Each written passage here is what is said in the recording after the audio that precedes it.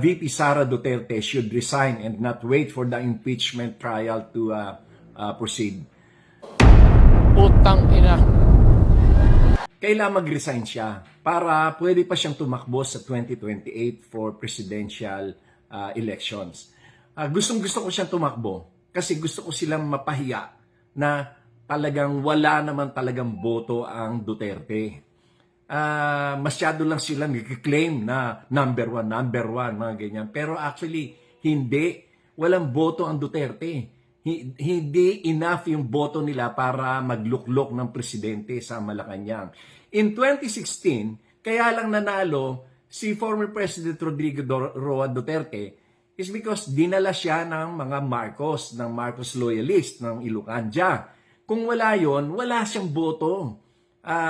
Konting-konti lang naman ang boto ng Davao at saka ilang mga probinsya ng Visayas.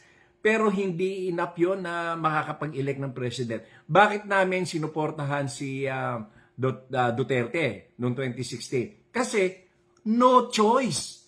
Walang choice. Alam mo ang iboto si Marojas or si Binay or si Grace Poe. Mga dilawan yan. Noong mga time na yun, mga rabid yellows yan. And si the late Miriam Santiago naman, alam naman namin na talagang matindi na ang karamdaman. Kaya nung nangako si Duterte na ipapalibing niya si former or the late President Ferdinand Marcos Sr. sa libingan ng mga bayani, di doon na lang napunta yung suporta namin. No choice. Walang iba na pwedeng iboto. Ngayon, in 2021, nagpakondak ng survey ang Malacanang sa mga congressman. Nagpakondak sila ng mga internal survey sa mga distrito nila. At doon ay lumabas na ang number one na may malayong agwat sa percentage ay number one ay si BBM.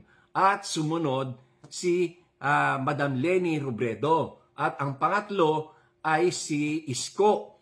Pang-apat lang, number 4 lang si Sara, napakalayo ng kanyang percentage. Hindi ito isang probinsya o isang lugar lang napakalawak ng mga survey na ito ng mga congressman. Kaya ako nalaman, kasi napakarami kong mga kaibigan mga congressman, nagkukwento sila sa akin, sinasabi nila yung resulta.